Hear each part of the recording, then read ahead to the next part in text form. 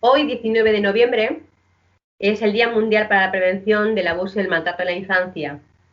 En este día nos hemos reunido en la Asociación Acasi de Valencia y la Asociación Garaicha del País Vasco. Nos unimos una vez más, ya en los últimos años venimos reuniéndonos para generar conciencia a la sociedad de lo que significa el abuso sexual en la infancia. Entonces, para eso nos hemos unido hoy para generar una mesa redonda para que podamos contaros a través de este encuentro las cosas que llevamos a cabo tanto desde Valencia como desde el País Vasco en nuestro trabajo del día a día para la prevención y para el acompañamiento del abuso sexual en la infancia en personas adultas. Para ello contamos con la presencia de Inma. Inma es la presidenta de Acasi en Valencia y te doy la palabra para ti, Inma. Hola Carmen, yo soy Inma García, la presidenta de la asociación Acasi. Para mí es un placer compartir este espacio, como siempre, hacer cosas con vosotros en común. Y bueno, luego iremos hablando y comentando cosas. ¿Nos presentas a tu compañera de la asociación? Bueno, ella es Chelo Silvestre, es la técnica de prevención, es educadora social y bueno, también es la tesorera de la asociación. Hola, Chelo. Hola, buenas tardes. Yo, bueno, ya me ha hecho un poco la presentación, soy educadora social. Llevo las dos partes de Acasi, aparte de la tesorería, que es un mero trámite administrativo, llevo los GAMS. Por una parte a los supervivientes, los acompaño en los grupos, que es la base de Acasi, el GAM, por eso nació Acasi. Y la segunda parte, que es la prevención, que también la llevo yo, hago los proyectos y realizo la prevención junto a veces con algunos compañeros de Acasi, sobre todo compañeras, que también realizan. Entonces, las dos partes recaen sobre mí. La cara visible es Inma y yo soy la segunda parte a bordo del barco. Encantada, Chelo. Desde Garaicha nos acompaña Ander. Yo me llamo Ander y en la Asociación Garaicha colaboro como coordinador del área de prevención del abuso sexual infantil y me encargo de llevar los programas de formación en diferentes sitios junto con dos compañeras que también dan conmigo las formaciones. Encantada, Ander. Y tenemos también la presencia de alguien que está dentro de la asociación en estos momentos y que le apetecía compartir con nosotros para dar también su punto de vista. Yosune, muy buenas tardes. ¿Te puedes presentar? Sí, hola, muy buenas. Yo soy Yosune, soy una de las muchísimas víctimas de abuso sexual en la infancia y en este momento, bueno, pues estoy haciendo la terapia que ofrece Garaicha, una de tantas actividades que ofrece Garaicha para la recuperación o para la no sé cómo decirlo, sí, para la recuperación personal de cada una de las víctimas que hemos sufrido este problema, que la verdad tiene un alcance bastante mayor de lo que yo creía y que la verdad es muy de agradecer que existáis personas como vosotras dando este servicio que para mí es muy importante. Muchas gracias, Yosune. Para los que no me conozcáis, yo soy Carmen Escudero, soy presidenta de la Asociación Garaicha y también llevo a cabo la coordinación de diferentes actividades dentro de la asociación y también llevo el grupo de secuelas, el taller de secuelas está a mi cargo y bueno, pues ya llevamos varios años con él y la verdad es que estamos muy a gusto y muy contentos.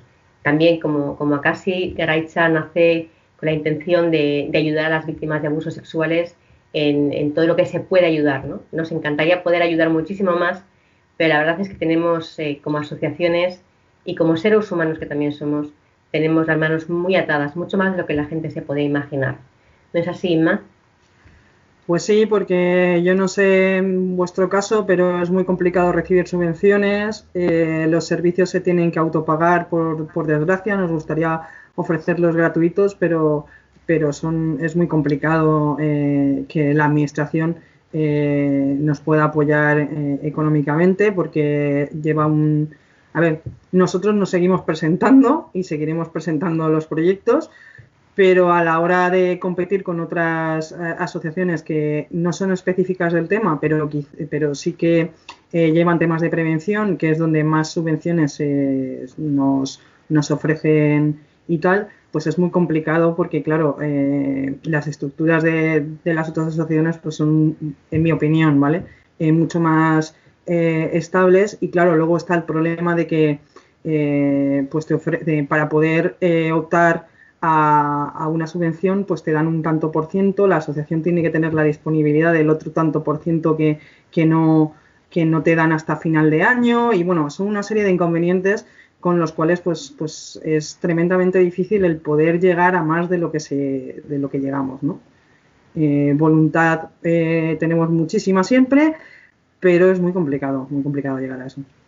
Sí, la verdad es que gracias a toda la cantidad de gente que trabajan con nosotros, por lo menos voluntarios y voluntarias, que ponen su grano de arena sin cobrar, podemos llevar a cabo muchísimas actividades que llevamos a cabo, porque realmente no es por lo que nos puedan dar ningún tipo de subvención, porque como bien dices, no entramos dentro de lo que marca las directrices que marcan las instituciones, nos dejan, la verdad es que muy afuera nosotros, las personas que trabajamos específicamente con adultos que han sido víctimas de abusos sexuales.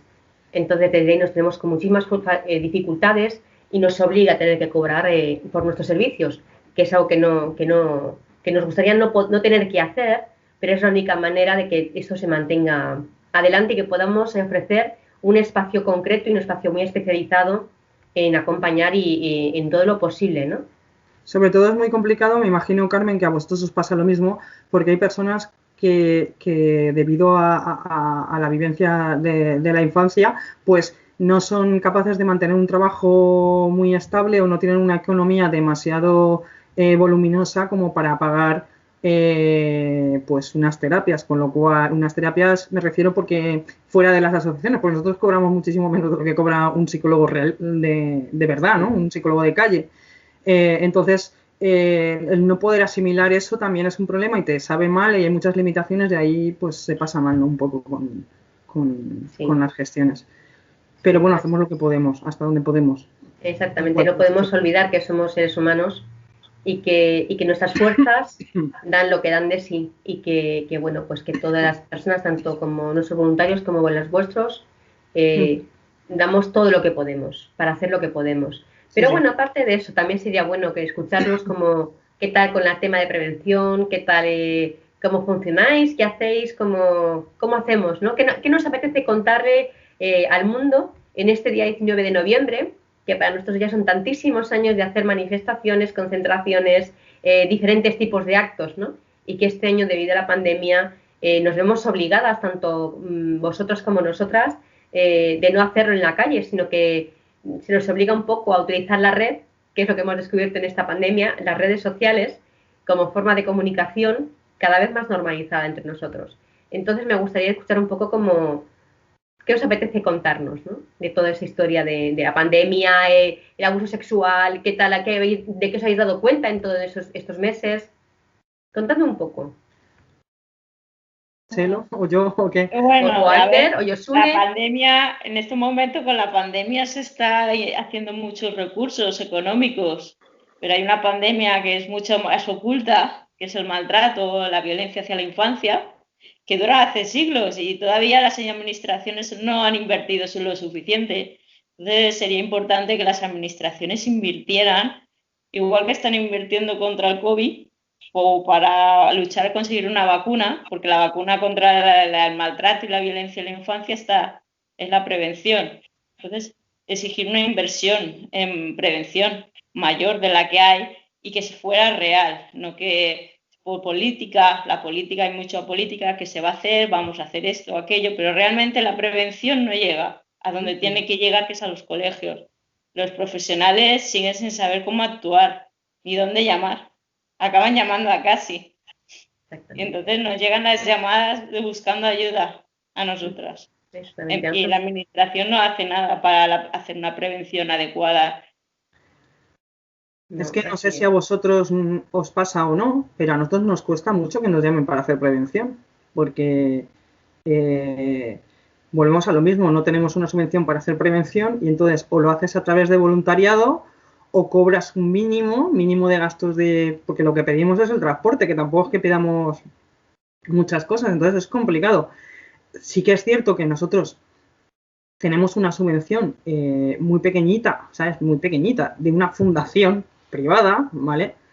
Pero eso no nos da para poder realmente tener una persona contratada a 40 horas todo el año y tal, ¿no? Entonces entonces yo no sé si a vosotros os costará mucho, pero a nosotros cuesta que un colegio te abra las puertas. Sí que es verdad que otros nos llaman ellos mismos, a ver, que existen como un poco de contradicción, ¿no? Hay colegios que sí que están súper interesados en que vayas y luego, y si vas y lo propones a puerta fría, por decirlo de alguna forma, cuesta mucho. ¿Vosotros cómo lo gestionáis ese tema? ¿Ander? Por un lado, lo que comentáis es la parte económica, que al final pues cuesta que la gente quiera hacerlo y conseguir subvenciones para poder llevar todo el tema de la prevención. Y luego también vemos una dificultad en que la gente quiera hablar de ello, en cómo generar espacios donde se pueda hablar del abuso sexual infantil.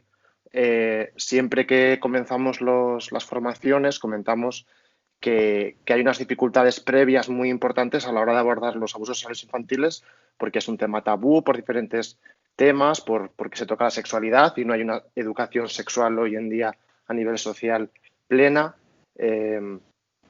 Toca también el tema de la incidencia y de los datos, ¿no? Que al final la mayor incidencia es dentro de la familia, en el caso del maltrato infantil y del abuso sexual infantil. Entonces es complicado poder trabajarlo. En los sitios a los que hemos acudido, en su mayoría han sido pues que los colegios o los centros escolares han pedido esas formaciones y claro, el profesorado se ha visto un poco obligado, digamos, a recibir la formación. Entonces hay mucha resistencia a tocar el tema. Es decir, en los grupos es nada más entrar y hablar de abuso sexual infantil y notamos como a nivel grupal la gente hace un clic en el que dice, esto va a ser complicado de escuchar y de abordar y eso. Ya veis que tenemos las mismas dificultades, más o menos que vosotras, y que creo que sería en líneas generales cualquier asociación que se dedique a hacer prevención se va a encontrar con las mismas dificultades, ¿no? Que es que la sociedad aún no está preparada para escuchar que la violencia que se ejerce contra los niños y contra las niñas en nuestro país, en el Estado español. Sí, porque es un poco como hemos hablado tú y yo, que realmente no estás previniendo del abuso sexual infantil, estás previniendo de todo tipo de maltrato, que es una cosa que hay que tener en cuenta, porque si previenes todo, está previniendo del abuso y es de lo que se trata, ¿no? Exactamente, y que no podemos obviar que en la infancia hay una sexualidad y que hay que dar educación sexual, o sea, eso tiene que estar así, tiene que estar ahí, ¿no? No podemos, estamos siempre acostumbrados como que en la edad, los niños no tienen una sexualidad, como los mayores tampoco tienen una sexualidad. Parece que castramos tanto a los pequeños como a los mayores, ¿no? Pero eso está ahí, tanto una parte como la otra. A nosotros nos toca la parte de la infancia y nos toca asumir que los niños pues tienen su propia sexualidad y que están siendo violentados en esa sexualidad. No están siendo respetados lo más mínimo, ¿no? Yosune, ¿tú qué opinas de todo esto? A ver, yo por un lado me estoy dando cuenta que, como hablaba Ander, ¿no? De la incidencia o de esa falta de empatía quizá, o no sé cómo denominarlo, ¿no? De esa resistencia de la que él habla, porque, a ver, yo por mi experiencia veo la reacción de mi familia, ¿no? Y como gran parte de ese tipo de abuso, sobre todo el maltrato es dentro de la familia y la familia es la primera que tapa y la primera que niega y que reniega de todo esto, pues por un lado hasta lo puedo entender hasta cierto punto, ¿no? Pero, es que me doy cuenta de lo grave que es todo esto, ¿no? Porque yo lo estoy viviendo lo he vivido en primera persona y bueno, y de hecho lo sigo viviendo en primera persona porque mi familia sigue ahí reacia a aceptar que eso está, ¿no? Pero es que, claro, yo estoy hablando desde mi edad, ¿no? Que mi familia, pues claro, mi madre ya es muy mayor, ¿no?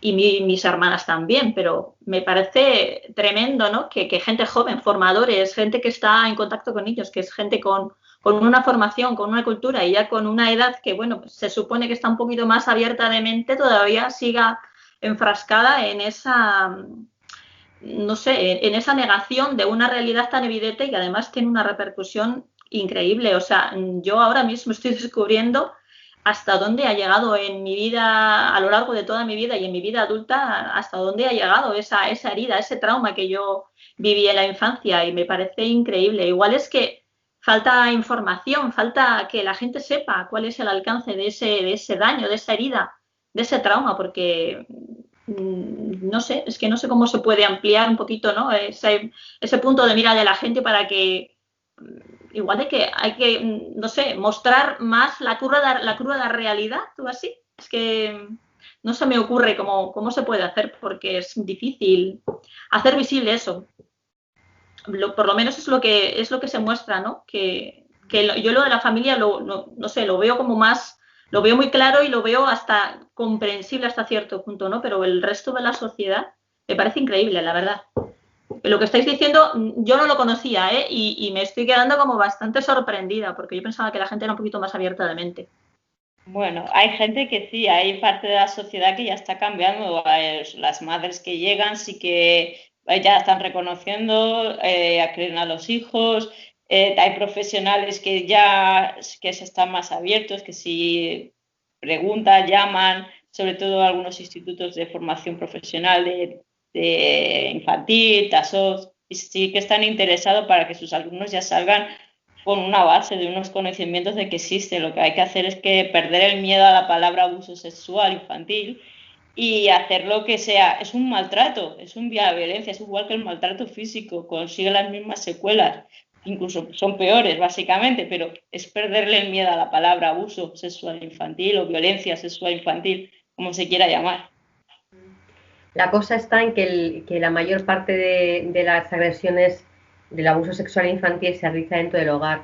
Entonces ya no estamos hablando de un solo tabú, sino que hablamos de dos, la familia y el sexo, la sexualidad, ¿no? Entonces ahí tenemos un gran hándicap. Es claro, si tienes el 85 y el 90% del abuso es intrafamiliar, ahí tenemos un gran problema porque nos estamos metiendo con la familia. Y sí es cierto, Che, lo que comentabas, nosotros también vemos que las personas que llaman a la asociación pidiendo ayuda, pidiendo consejo, pidiendo acompañamiento, con niños pequeños, son madres y padres también jóvenes que ya se van poniendo más atención, se pone más atención a las señales que dan los niños y las niñas. Y es como que se les cree más, ¿no? Nosotros pertenecemos a una generación en la cual los niños y las niñas éramos simplemente objetos. Y lo que decíamos, lo que se enseñaba era que los niños son crueles, los niños mienten. Entonces, desde ahí estaba claro que no iba a haber ningún tipo de nada, ¿no? Los niños no sirven para absolutamente nada, más bien son molestias e incordios, ¿no? Siéntate en la silla y no te muevas, y no te manches, y no hables, y no respires. Es lo que hemos aprendido todos nosotros, ¿no? Entonces, claro, ver ahora gente joven que te llama y te dice, bueno, es que mi niño, mi niña ha cambiado de hábitos, está haciendo cosas extrañas, ha empezado a hacerse pis, antes no quería ir siempre a casa de los abuelos, ya no quiere ir nunca. Ha empezado a sacar malas notas. Se empiezan ya a preocuparse realmente por lo que ocurre a los niños, ¿no? Es como si ya por fin los niños y las niñas tuviesen derechos, ¿no? Cuando siempre ha existido. Exacto, ya existen ya desde 1989, desde la Convención, son derechos, tienen sus derechos. Lo que pasa es que la sociedad los sigue tratando como objetos, pero son sujetos de derechos. Exactamente. Eso es. Bueno, ahí vamos en esta reunión que teníamos tantísimas ganas de hacer, todos y todas.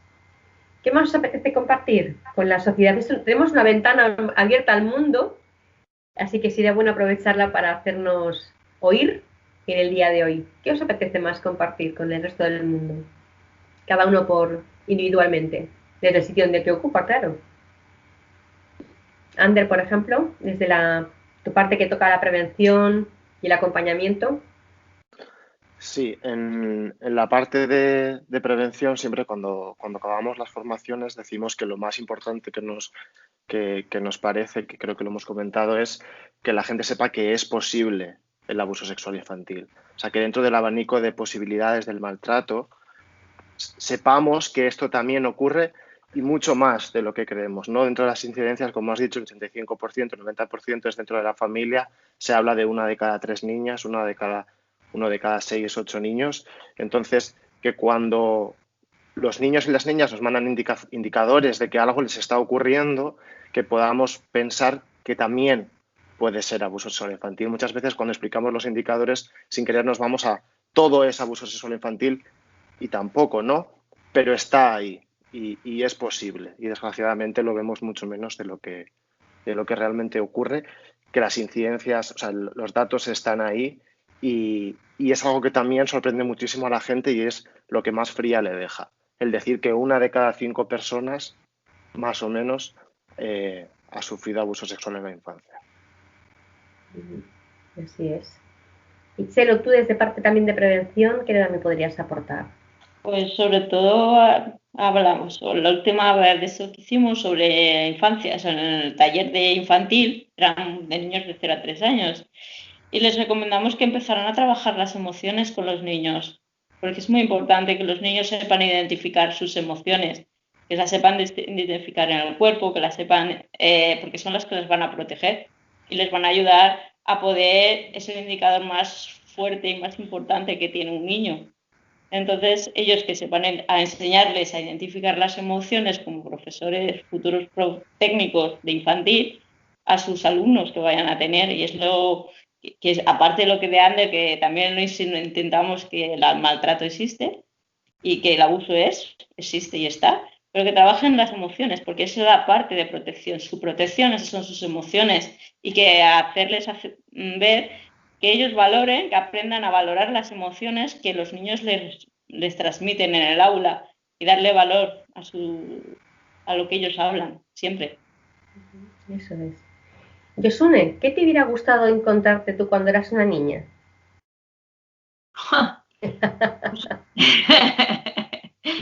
Hombre, a mí me hubiera gustado encontrarme a alguien que me escuchara, ¿no? Que me diera un espacio, me diera un poquito de importancia. Y ahora con lo que estáis comentando, a mí, vamos, evidentemente me parece de sumamente importancia pues la prevención, aunque evidentemente prevenir eso yo no sé si, no sé cómo decirlo. Yo creo que lo que estáis hablando más, o por lo menos lo que yo estoy percibiendo, lo que más estáis hablando es de indicadores de que a los niños les pasa algo, con lo cual a mí me está diciendo que a los niños les está pasando, ¿no? Porque evidentemente, ¿qué se previene?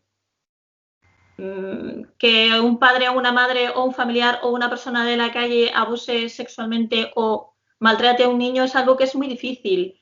Es muy difícil de evitar, ¿no? Porque al final, en cada uno en su casa, pues es como nadie puede entrar en la casa de nadie, ¿no? A impedir que haga, salvo que a las personas, a los padres se les educara de una manera muy diferente, ¿no? Entiendo. Yo lo que estoy notando, lo que percibo en lo que comentáis es que eso, ¿no? Que estáis hablando de indicadores de que allá a los niños les está pasando. Y bueno, evidentemente veo que es muy importante bueno, que si a los niños les pasa algo, se les trate en ese momento y no se deje pasar el tiempo, se les obvie, pues como nos ha pasado a los que estamos ahora mismo tratándonos porque hemos llevado una vida que no sabíamos ni por qué nos pasaba lo que nos pasaba y hemos llegado a donde estamos de la manera que hemos podido, ¿no? Y, hombre, sí, a mí me hubiera gustado eso, que alguien me hubiera escuchado y que alguien me hubiera, en ese momento, que yo contara o mostrara que me estaba pasando algo, que se ocupara de mí. Y eso me parece súper importante. Pero lo de la prevención, insisto, me parece muy, muy, muy complicado. Que la gente esté formándose en los indicadores me parece fenómeno, pero o los padres incluso, pues si el abuso es fuera del hogar, que también existen esos casos, ¿no? Pero la prevención me parece sumamente difícil, la verdad, muy difícil. Pero bueno, yo tampoco soy experta en nada, yo únicamente puedo hablar desde aquí, desde el sillón de mi casa, entonces Yo qué sé, igual en otro momento se me ocurre algo ahora mismo. No, fíjate lo que te voy a decir, si lo que comentas, ¿no? Si alguien, cuando tú eras niña, alguien hubiera sabido los indicadores, alguien te hubiese podido preguntar, Josune, ¿qué te pasa? Y te hubiese podido escuchar. Los indicadores son muy importantes, porque son el lenguaje de los niños. Si no conocemos los indicadores, no podemos saber qué le está pasando a los niños. Sí. ¿Entiendes? Entonces, pues la prevención... Quiero decir que ya les ha pasado. Cuando hay indicadores es porque a los niños ya les ha pasado algo, con lo cual ya han sufrido, por lo menos en una ocasión, algo. Pero bueno, evidentemente es muchísimo mejor que se les trata a los niños en ese momento que no que esto crezca y llegue a donde llega, porque llega, evidentemente. Eso es exactamente una cosa, con la prevención se puede conseguir dos cosas. Una parte con los indicadores detectar y parar el abuso, y la segunda parte con la prevención es empoderar al niño y hable cuando le está ocurriendo. Entonces, si haces una buena prevención por las dos partes, conseguirás una detección tanto por el profesional o por el propio niño que pueda decir no y parar el abuso. Entonces, sí, es la base. Después llegará lo de que tenga que llevar el proceso judicial, los abogados, los psicólogos, y eso será otro trabajo, pero la prevención es la base en esos dos aspectos. Sí, vamos, que me parece fundamental, ¿eh? Vamos, por supuesto que sí. Yo creo que lo que te pasa, dime si me equivoco, es que igual cuando ves que hay personas que puedan detectar lo que te pasa cuando eres niño o te ha pasado cuando eres niño, es muy complicado el pensar que quizás si alguien se hubiese acercado a preguntarte, tú se lo hubieses contado o no. A ver, la prevención, yo lo que quería decir era que la prevención no es que vaya a funcionar al 100%, no tenemos una varita mágica que nos diga que preguntándole a todos los niños nos van a contar lo que les pasa cuando veamos un indicador. Pero sí que es verdad que lo que se trata es de aminorar e intentar detectar lo antes posible el daño para poder trabajarlo y que estos niños no se conviertan en adultos con una trayectoria que han pasado muchísimas dificultades, sino intentar atenuarlo antes. La varita mágica no la tenemos, nadie, pero hay que poner nuestro granito de arena para intentar detectar lo antes posible y que el daño no llegue a 30, 40, 50 años, sino que se intente reparar antes, simplemente eso. Bueno, pues Inma, ¿cómo quieres despedirte? ¿Qué quieres decir en sus últimos momentos? Yo es que realmente para mí lo más importante es decir que esto existe, que todavía nos cuesta creer que el abuso sexual existe y existe, el maltrato existe, los niños están muy desamparados, socialmente mejoramos, pero tenemos que seguir visibilizando porque luego el problema lo tenemos en la justicia, o sea, se detecta, se denuncia y luego no voy a entrar en detalles, pero las cosas no son nada fáciles. Y eso yo creo que lo tenemos que mejorar y lo que tenemos que intentar que se mejore a nivel de eso. Sí que es verdad que se va mejorando poco a poco, ahora mejoramos un poquito más con la nueva ley, pero tampoco es que se mejore mucho y ya está, no tengo que decir nada más, pero lo más importante es eso, es el intentar que nos demos cuenta socialmente, porque si nos damos cuenta socialmente, entonces lo detectaremos, será más fácil detectarlo, y entonces se podrá trabajar con los menores desde el momento en que se detecta y no esperar a que tengan, pues eso, lo que decía antes, 30, 40 o 50 años. Exactamente. Ya está. Exactamente. Y bueno, y también desde aquí creo que estamos totalmente de acuerdo, tanto Inma como yo, como Chelo, como Ander y como Josune, en que creo que es importante que también demos un punto de luz también a los adultos y las adultas que han vivido esto y que sepan que esto acaba siendo una piedra en el camino, que busquen ayuda, que busquen a las personas que les pueden ayudar, que hay muy buenos profesionales en este país y que bueno, que para adelante, que no se puede perder nunca la esperanza de tener una buena calidad de vida. Y nada, y con esto pues que muchísimas gracias por este encuentro, Inma, encantada de compartir contigo un ratito. Por lo menos que sea visible, ¿no? Compartiremos otros ratos que no sean tan visibles. Pues claro que sí, como siempre. Eso, es un gran abrazo para todos y para todas. Nos vemos en otro momento. Gracias. Gracias.